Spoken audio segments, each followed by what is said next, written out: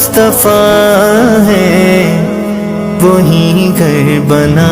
دنیا میں ہر طرف اندھیرا ہی اندھیرا تھا.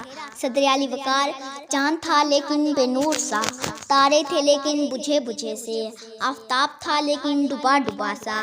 عقلوں پر پتھر پڑے ہوئے تھے، دل اجڑے اجڑے ہوئے تھے.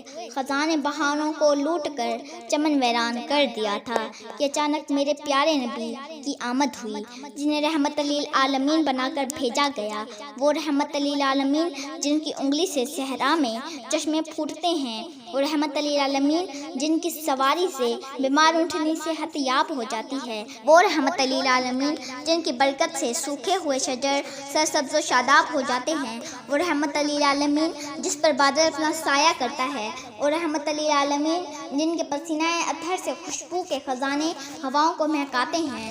جنات کے قافلے جس کے پیغام کو سننے کے لیے دربار عالی شان میں تشریف لاتے ہیں، جس کی قربت ابوبکر کو صدیق، عثمان کو غنی، عمر کو فاروق اور علی کو شیر خدا بنا دیتی ہے، جس کی نسبت فاطمہ کو خاتون جنت، حسین کو سید الشہداء کا درجہ عطا کرتی ہے، اور جس کی جرأت سعد بن ابی وقاص کو فاتح ایران اور خالد بن ولید کو سیف اللہ کا رتبہ عطا کرتی ہے. میں اس رحمت للعالمین کی شان کیا بیان کروں.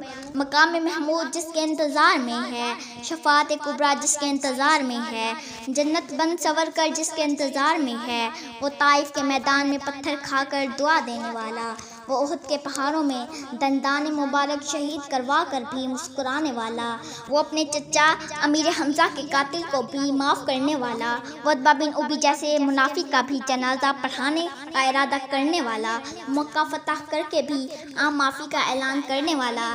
میرا رب جن کی زلفوں کی قسمیں اٹھائے، واللیل اذا سجا، میرا رب جن کے شہر کی قسمیں اٹھائے، وہذا البلد الامین، جنہیں میرا رب کبھی حبیب کہے، کبھی خلیل کہے، کبھی طٰہٰ کہے، کبھی یاسین کہے، کبھی مزمل کہے، کبھی مدثر کہے. ہاں صدر علی وقار اسی رحمت للعالمین کو امت کے درد میں سجدوں میں روتا ہوا دیکھتا ہوں، پر افسوس آج اس کی امت تفرقوں میں بٹی ہوئی ہے، ایک دوسرے کے لیے سینوں میں نفرت بھری ہوئی ہے. اب اسی رحمت للعالمین کی امت کو ایک ہونا ہوگا.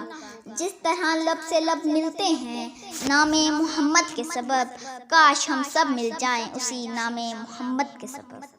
شہر محبت جہاں مصطفیٰ ہے.